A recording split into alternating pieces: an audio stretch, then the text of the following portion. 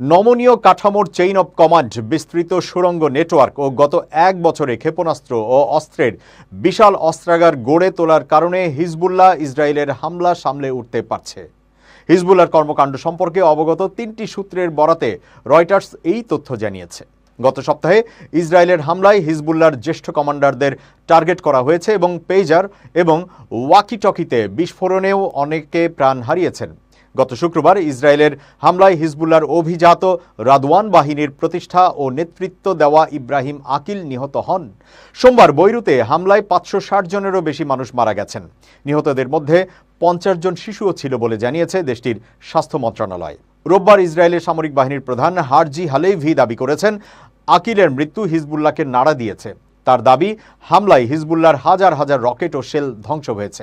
তবে হিজবুল্লাহ কর্মকাণ্ডের সঙ্গে পরিচিত 2টি সূত্র জানিয়েছে যে গোষ্ঠীটি দ্রুতই হামলায় নিহত আকিল ও অন্যান্য জ্যেষ্ঠ কমান্ডারদের দায়িত্ব প্রতিস্থাপন করেছে। হিজবুল্লাহ নেতা সৈয়দ হাসান নাসরাল্লাহ 1 আগস্টের একটি বক্তৃতায় বলেছিলেন, যখনই কোনো নেতাকে হত্যা করা হয় তখন দলটি দ্রুত তার শূন্যস্থান পূরণ করে। হিজবুল্লাহর একজন কর্মকর্তা রয়টার্সকে বলেছেন, যোগাযোগ ডিভাইসে হামলায় 1,500 যোদ্ধা আহত হয়েছেন। তাদের অনেকেই অন্ধ হয়ে গেছেন বা তাদের হাত উড়ে গেছে। এটি একটি বড় ধাক্কা হলেও হিজবুল্লাহর শক্তির একটি ভগ্নাংশই কেবল ক্ষতিগ্রস্ত হয়েছে।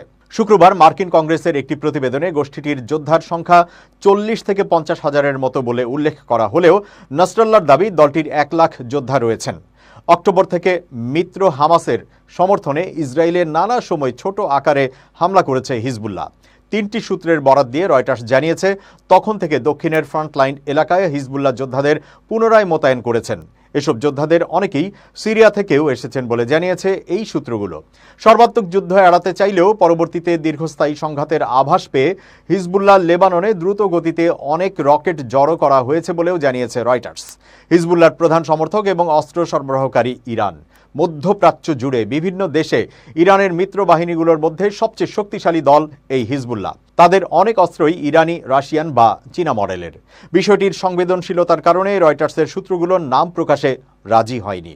নতুন আসা অস্ত্রগুলো সম্পর্কে বা কোথা থেকে কেনা হয়েছে সে বিষয়ে বিস্তারিত কিছু জানায়নি সূত্রগুলো। হিজবুল্লাহর মিডিয়া অফিসও এই প্রতিবেদনে উল্লেখিত বিষয়ে মন্তব্য করতে রয়টার্সের অনুরোধের জবাব দেয়নি। হিজবুল্লাহ জানিয়েছে, সীমান্ত থেকে 100 কিলোমিটার দূরে তেল আবিবের কাছে একটি ইসরায়েলি গোয়েন্দা ঘাঁটি লক্ষ্য করে তারা হামলা চালিয়েছে। ইসরায়েলি সামরিক বাহিনী জানিয়েছে, তেল আবিবে একটি ভূমি থেকে ভূমিতে নিক্ষেপ করা মিসাইল ইসরায়েলি বিমান বাধা দেওয়ায় সতর্কীকরণ সাইরেন বেজে উঠেছিল। হিজবুল্লাহর সবচেয়ে শক্তিশালী রকেটগুলোর মধ্যে কোনটি উৎক্ষেপণ করা হয়েছে তা এখনও জানায়নি গোষ্ঠীটি। হিজবুল্লাহর কাছে ইরান নির্মিত ফাতেহ 110 ব্যালিস্টিক ক্ষেপণাস্ত্র রয়েছে, যার রেঞ্জ 250 থেকে 300 কিলোমিটার। ওয়াশিংটনের centre for strategic and international studies 2018 সালের একটি গবেষণাপত্র অনুসারে হিজবুল্লাহর ফাতেহ 110-এর 450 থেকে 500 কেজি ওয়ারহেড রয়েছে। এক জ্যেষ্ঠ নিরাপত্তা কর্মকর্তা দাবি করেছে, পেজার এবং রেডিও বিস্ফোরিত হওয়ার পরও হিজবুল্লাহর রকেট হামলা চালাতে সক্ষম হওয়াটাই প্রমাণ করে যে গ্রুপটি বিশৃঙ্খল পরিস্থিতির মুখেও চেইন অব কমান্ড বজায় রেখে কাজ করতে পারছে। ফিক্সড লাইন টেলিফোন নেটওয়ার্ক এবং অন্যান্য ডিভাইস ব্যবহার করে নিজেদের মধ্যে যোগাযোগ বজায় রেখে চলেছে। অনেক যোদ্ধা পেজারের পুরনো মডেল বহন করেছিলেন, ফলে গত সপ্তাহের আক্রমণে তাদেরও কোনো ক্ষতি হয়নি। রয়টার্স এই তথ্য স্বাধীনভাবেই যাচাই করতে পারেনি বলে জানিয়েছে। বিস্ফোরিত পেজারগুলোর বেশিরভাগ আঘাত করেছে বৈরুতে, মূল ফ্রন্টলাইন থেকে অনেক দূরে। ইসরায়েলের হামলায় বেশ কয়েকজন কমান্ডার নিহত হওয়ার প্রতিক্রিয়ায় হিজবুল্লাহ ফেব্রুয়ারিতে যোদ্ধাদের সেলফোন ব্যবহারে নিষেধাজ্ঞা দিয়ে পেজার ব্যবহার বাড়িয়েছিল। রয়টার্সের সঙ্গে কথা বলা জ্যেষ্ঠ কর্মকর্তা জানিয়েছেন, চেইন অব কমান্ড ভেঙে গেলেও সীমান্তের কাছে কয়েকটি গ্রাম নিয়ে গঠিত ছোট স্বাধীন গ্রুপে কাজ করার জন্য ফ্রন্টলাইন যোদ্ধাদের প্রশিক্ষণ দেওয়া হয়েছে।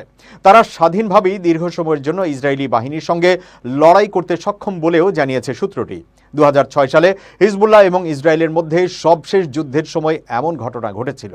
ইসরায়েলের হামলার মুখেও কয়েক সপ্তাহ ধরে গোষ্ঠীটির যোদ্ধারা কয়েক সপ্তাহ ধরে সীমান্তের গ্রামগুলোতে যুদ্ধ চালিয়ে গিয়েছিল। 2টি সূত্র জানিয়েছে, হিজবুল্লাহ বেশ ভালোভাবেই তাদের অস্ত্র লুকিয়ে রেখেছে। রোববার দক্ষিণ লেবাননের এমন এলাকা থেকে রকেট ছোড়া হয়েছিল যেখানে তার কিছুক্ষণ আগেই ইসরায়েল হামলা চালিয়েছিল। হিজবুল্লাহর একটি ভূগর্ভস্থ অস্ত্রাগার রয়েছে বলে মনে করা হয় এবং গত মাসে প্রকাশিত এক ফুটেজ, যাতে দেখা যায় হিজবুল্লাহর যোদ্ধারা রকেট লঞ্চার নিয়ে টানেলের মধ্য দিয়ে ট্রাক চালাচ্ছেন। রোববার ছোড়া রকেটগুলো ভূগর্ভ থেকে নিক্ষেপ করা হয়েছিল কিনা সেটি অবশ্য রয়টার্সের সূত্র জানাতে পারেনি।